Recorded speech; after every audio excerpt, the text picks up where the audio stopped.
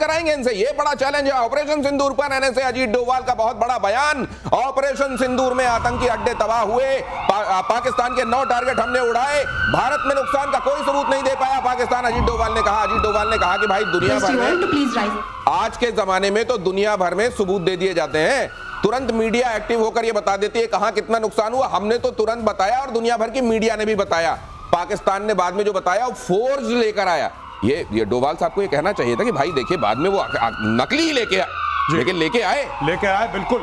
मैं तो यहां तक कह रहा हूं कि ठीक है, पाकिस्तान ने एक बहुत बड़ा छलावा करा, बहुत बड़ा फ्रॉड करा। पाकिस्तान ने बोला कि साहब जो इंडिया सैटेलाइट इमेजेस दिखा रहा है वो सैटेलाइट इमेजेस शायद ठीक नहीं है, क्योंकि अमेरिका तो इनके साथ है, इसीलिए वो झूठी सैटेलाइट इमेज दिखाई भारत ने, ये कह रहा है पाकिस्तान। लेकिन मैं एक बात कहना चाहता हूं, चाइना की भी तो सैटेलाइट इमेजेस हैं, तुम दिखा देते। चाइना भी नहीं दे पाया सैटेलाइट इमेजेस। जो भारत ने नुकसान करा वो चाइना को पता था, इसलिए चाइना ने बोला कि तुम मत दिखाना, हम तो तुम्हें दे देंगे। कल दिखाओगे तो पता लगा कि नूर खान बेस का हलवा बना दिया। Pakistan is the country which paints every picture with the same brush, fraud brush। ये सर ये जो ये यहाँ पे इन्होंने दिखाया है, दुनिया भर में ये अभी जाके अपनी पीठ भी खुद ठोक लेते हैं कि हमने बड़ी दूरदर्शिता से हमारी एयरफोर्स ने काम किया और ये किया। ये सर ये दुनिया तो देख रही है, ठीक है, ये अपनी डफली खुद बजा रहे हैं, लेकिन दुनिया इनको कैसे सुन लेती है? देखिए ऐसा है दिनेश, दूरदर्शिता वाली बात से मैं एकदम सहमत हूं। अच्छा, दूर से दर्शित किया। अच्छा, दूर से ही देखा। हाँ, दूर पास से में जाके कुछ नहीं किया, पास में कुछ नहीं हुआ। एयर डिफेंस सिस्टम में दूर से देखा और हाथ खड़े कर दिए। ये देखा मैंने, ये उतनी ही बात कर रहे हैं, इसी आगे वाली बात नहीं। इसी नोट पर अगली खबर, वॉर का सच सामने आते ही बौखलाया असीम मुनीर। चीन और तुर्की की मदद को नकारने की कोशिश की। भारत और पाकिस्तान के बीच वॉर द्विपक्षीय था। अच्छा चुटकुला है। चीन ने पाकिस्तान की कोई मदद नहीं की, मुनीर ने कहा। भारत सबूत देकर बताए कि कैसे चीन ने मदद की। लीजिए, जब हमने इनको यह सबूत दिया कि नूर खान का हलवा बन गया, जब यह सबूत दिया कि दर्जन भर एयरबेस तुम्हारे बर्बाद हो गए, जब यह सबूत दिया कि मस्जिद सुभान अल्लाह के अंदर ब्रह्मोस चला गया, जब यह सबूत दिए कि मुरीद के और बहावलपुर को हमने नस्तानाबूद कर दिया, वो तुम्हें समझ में नहीं आया। अब तुम्हें एडिशनल सबूत चाहिए कि चीन ने कैसे मदद करी। चीन ने ऐसे मदद करी कि जब बातचीत चल रही थी तो पाकिस्तान से फोन आया इंडिया और बोला कि जो वेक्टर्स आप इस्तेमाल करना चाहते हैं प्लीज ये मत करिए। तुम्हें कैसे पता? तुम गुलेल चलाने वाले लोग, तुम्हारी शक्ल ठीक नहीं है, तुम किस तरीके से हाई टेक्नोलॉजी की बात कर रहे हो। We knew immediately that China was involved, और तुम्हारे 3 टर्किश फौजी मारे गए जो वहां पे ड्रोन चला रहे थे। इंडियन स्ट्राइक से 3 तुर्किश फौजी मारे गए। इसलिए हमें यह पता लगा कि टर्की इन्वॉल्व है, क्योंकि टर्की ने बूट्स ऑन ग्राउंड डाले हैं वहां पे। हथियार देना एक अलग चीज है दिनेश भाई। नहीं, ये वो वाली बात है ना। ये देखिए आप, वहां के जब आतंकवादियों को मारा गया, उसमें फातिहा पढ़ने के लिए कौन कौन पहुंचा? आपने देखा वहां की फौज पहुंच गई यूनिफॉर्म पहन के। उसके बावजूद ये कहते हैं आतंकवाद के सताए हुए हम हैं, सबूत दो। अब एक बार फिर से सबूत मांग रहे हैं कि चाइना और टर्की हमारे साथ इन्वॉल्व थे, सबूत दो। दूसरा सबूत हमारे पास है, अजीत डोभाल दे सकते हैं। इनके कम्युनिकेशन वो जो है हैक किए गए एनटीआरओ के द्वारा, वो अवेलेबल हैं। क्या बातचीत हुई है, हाँ, तो वो भी पता है। लेकिन ये मत सोचेंगे पता नहीं है, वो भी पता है। वो तो जब कारगिल की लड़ाई हुई थी तब तो रॉ ने परवेज मुशर्रफ अपने जनरल के साथ बात कर रहा था, परवेज मुशर्रफ बीजिंग में बैठा हुआ था, वो हैक करके वो रिकॉर्ड कर लिया था हम लोगों ने। तो अगर वो तक रिकॉर्ड कर लिया था तो सबूत पूरे हैं, लेकिन क्या तुम्हारी नौकरी की है कि तुम्हारे मांगने पर सबूत दें? अगली खबर देखिए, यमन के हूती विद्रोहियों ने लाल सागर में बरपाया कहर। एक हफ्ते के अंदर दूसरा जहाज भी डुबोया। एटर्निटी सी नामक मालवाहक जहाज डुबो दिया। हमले में कम से कम 4 क्रू मेंबर्स की मौत और 15 लापता। सर ये रेड सी में हूती एट विल किसी भी जहाज को कभी भी निशाना बनाकर डुबा कैसे देता है? कहां जाती है अमेरिका की और इजराइल की ताकतें? देखिए ताकत ये हूती जो है जिसे कहते हैं पागल काइंड ऑफ ऑर्गेनाइजेशन हो गई है। हाँ। उसके बाद जो भी सामान है, अब ये मालवाहक जहाज है, इसके पास अपनी रक्षा करने के लिए कोई चीज नहीं है। ये सिटिंग डक है, इसको उसने अपने रॉकेट से मार दिया।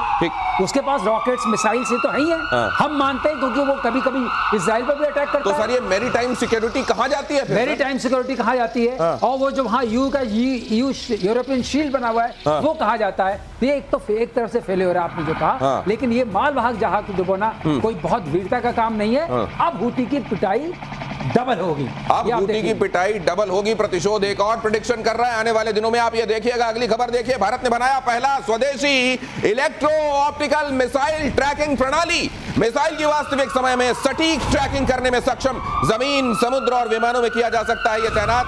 मल्टी स्पेक्ट्रल सेंसर से लैस EOTS। अब ये क्या होता है? मल्टी स्पेक्ट्रल सेंसर्स क्या होते हैं? कैसा होता है मिसाइल को रियल टाइम पकड़ना? क्या क्या ये मैं रिक्वेस्ट करूंगा, ये मामला सरलीकरण वाला नहीं है, ये हाईली टेक्निकल मामला है। सर मैं आपसे रिक्वेस्ट करूंगा प्लीज।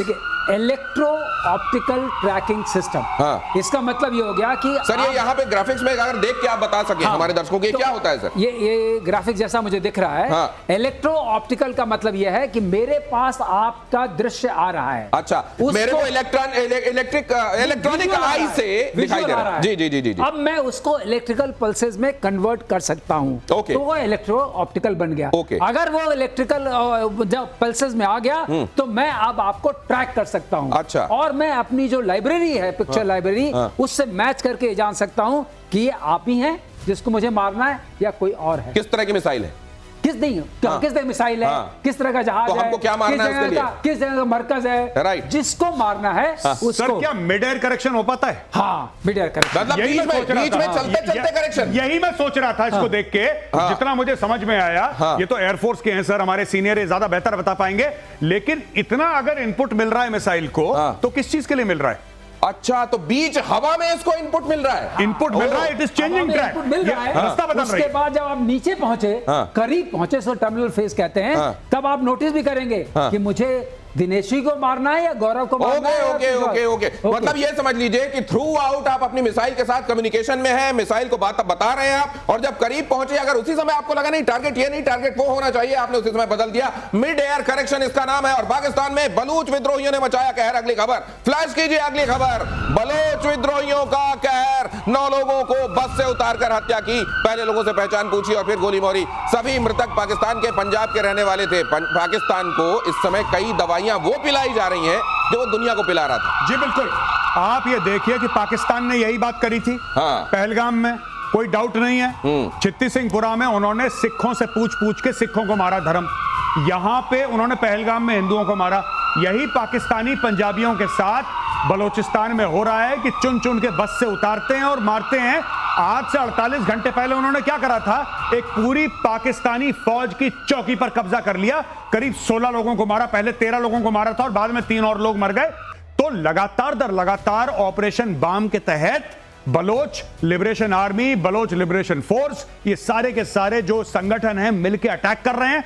और एक साथ आपको पता है पाकिस्तानी मीडिया में, मेन स्ट्रीम मीडिया में डिस्कशन हो रही है कि ऐसी कई जगह हैं जहां पे चुंगी नाके पे BLA खड़ा है। चुंगी नाके पे ऐसे खड़ा है BLA, पाकिस्तान आर्मी की ट्रक आता है सामने, वो देखता है BLA वाला खड़ा, यूटर्न लेके भाग जाता है।